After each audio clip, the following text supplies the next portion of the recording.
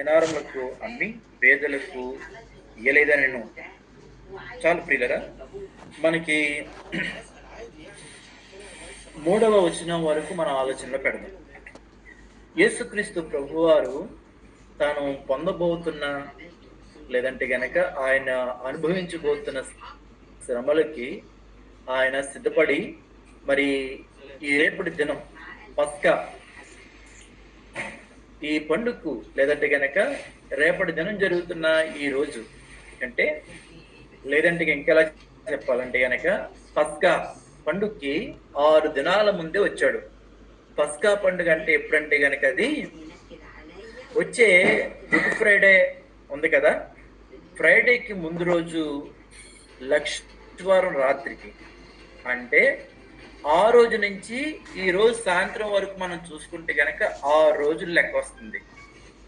ఈ 6 రోజుల ముందే యేసుక్రీస్తు ప్రభువారు శనివారం సాయంకాలానికి బేతనీకి చేరుకున్నాడు. అర్థమై ఉంటుంది మీకు. ఎప్పుడైతే యేసుక్రీస్తు ప్రభువారు వచ్చాడో, వచ్చినప్పుడు ఈ బేతనీ అనే గ్రామంలో ఒక మంచి ఫ్యామిలీ, యేసు ప్రభువారికి నిలవైన ఫ్యామిలీ ఉంది.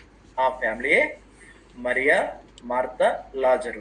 యేసుక్రీస్తు ప్రభువారు ఈ బేతనీ అనే ప్రాంతాలకు ఎప్పుడైతే, లేదా ఆ చుట్టుపక్కల ప్రాంతాలకు ఎప్పుడొచ్చినా ఈ ఫ్యామిలీ, ఈ కుటుంబం యేసు ప్రభువారికి సెలవిస్తూ వచ్చేవారు. ఎప్పుడు ఎటువంటి పరిచర్య అవసరమైనా, ఎక్కడ ఒక రాత్రి ఉండవలసిన పరిస్థితి వచ్చినా, లాజరు యేసుక్రీస్తు ప్రభువారిని విడిచిపెట్టేవాడు కాదు. అయ్యా అటువైపుగా వస్తే చాలు, ఆయన వెంటాడుతూనే ఉండేవాడు. అయ్యా మీ ఎంతవరకు వచ్చారు? మా ఊరు వరకు వచ్చారు, మా ఊరి పక్కకు వచ్చారు కాబట్టి మీరు ఊరకని వెళ్ళిపోవడానికి వీలేదు, మీరు అక్కడెక్కడ ఉండడానికి వీల్లేదు అని కాళ్ళయాల బడి పట్టుకుని ఎప్పుడు వచ్చినా గాని యేసుక్రీస్తు ప్రభువారిని తన ఇంటికి తీసుకెళ్లే వరకు నిద్రపోయేవాడు కాదు ఈ లాజరు.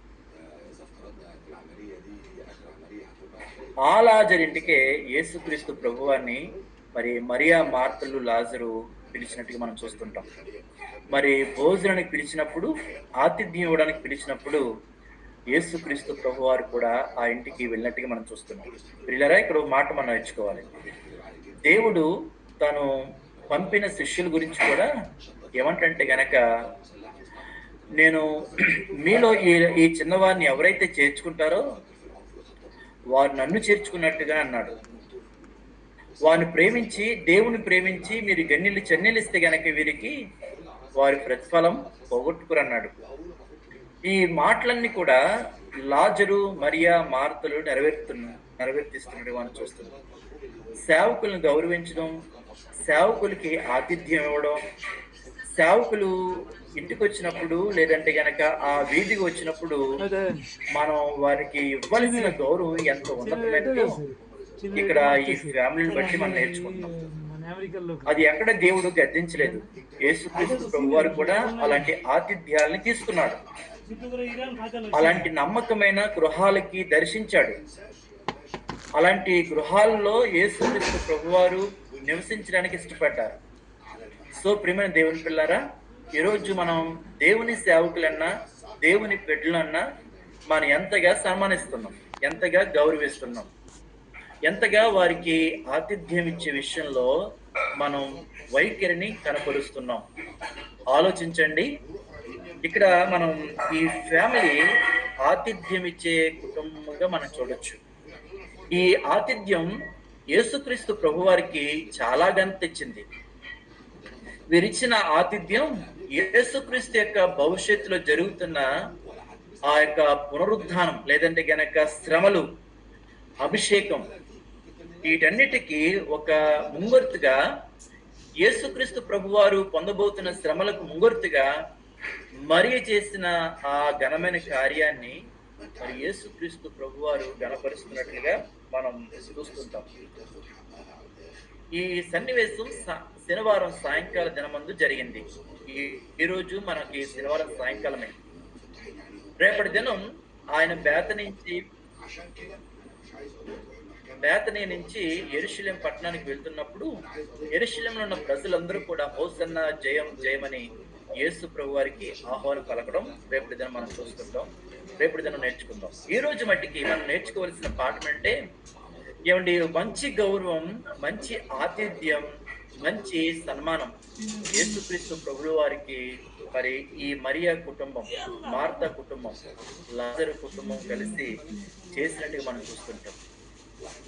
ఒక విధంగా చెప్పాలంటే గనక యేసుక్రీస్తు ప్రభు వారికి ఏమండి పొందబోతున్న శ్రమలలో కాస్తంత ఉపశమనం, కాస్తంత ఆదరణ కలుగజేసిన కుటుంబం ఏదైనా ఉందంటే గనక ఈ కుటుంబమే. ఆఖరి క్షణాల్లో ఎక్కువగా ఒక కుటుంబంతో గడిపాడు ఆ కుటుంబమే ఈ యొక్క మరియా మార్తల కుటుంబాన్ని చెప్పాలంటే గనక 7వ వచనం. కాబట్టి యేసు నన్ను పాతిపెట్టు దినమునకు ఆమెను దీన్ని నుంచుకుని నుండి పేదలు ఎల్లప్పుడు మీతో కూడా ఉండురని నేను ఎల్లప్పుడు మీతో ఉండనని చెప్పాను. మరొకసారి ఈ మాట నేను చదువుతున్నాను, జాగ్రత్తగా ఆలకించండి. కాబట్టి యేసు నన్ను పాతిపెట్టు దినమునకు ఆమెను దీన్ని ఉంచుకొనిన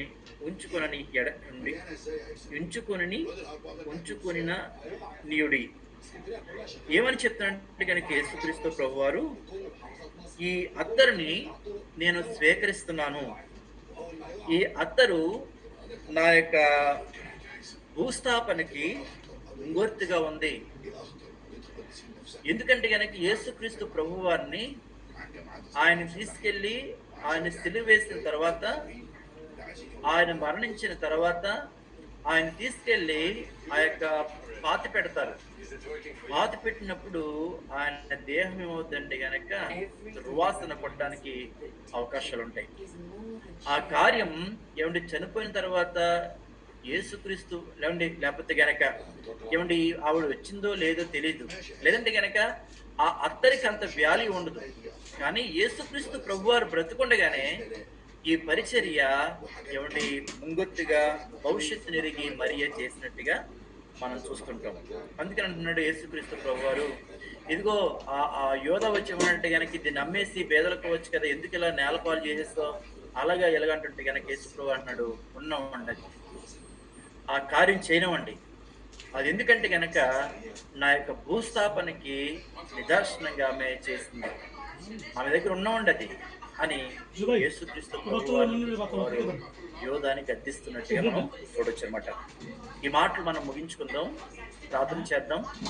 యేసుక్రీస్తు ప్రభువారు ఆయన ఒక బలమైన పనిని, రక్షణ కార్యాన్ని జరిగించడం కొరకు ఆయన సిద్ధపడుతుంటే, అలా సిద్ధపడుతున్న దినాలని మరియా ముందే ఆత్మలు గుర్తించింది, ఆహ్వానించారు, తన గృహానికి పిలిచారు, చక్కని ఆతిథ్యం ఇచ్చారు, ఆదరణ ఇచ్చారు, ఆత్మీయత పంచారు. ఏమండి, అలాంటి ఆత్మీయతను పొందుకుని యేసుక్రీస్తు ప్రభువారు మరి ఘోరమైన మరణ శిక్షను, శిలువ మరణ శిక్షను పొందుకోవడం కొరకు ఆయన సిద్ధపడుతున్నట్టుగా మనం చూస్తుంటాం. ఈ రోజు నుంచే ఆయన సిద్ధపడుతున్నాడు.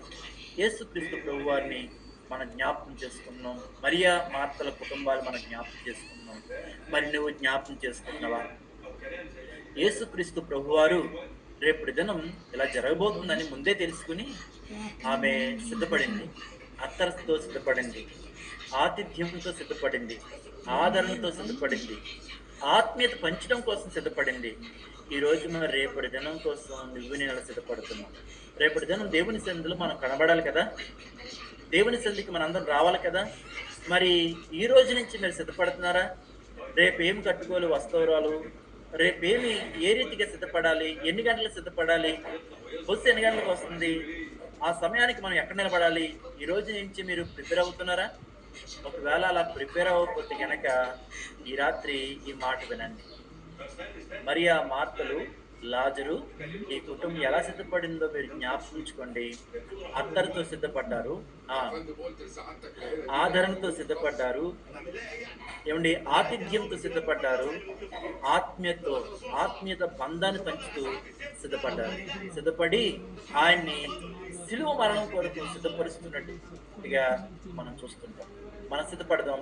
రేపు దినం కొరకు దేవా నీ సన్నిధికి నేను రాగలడానికి నాకు ఒక మంచి అవకాశాన్ని దయచేయండి ప్రభువా అని చిన్న ప్రార్థన మనందరం కలిసి చేద్దాం. మీరున్న చోట్లోనే మీ మనస్సులో ప్రార్థన చేస్తుంది. దేవా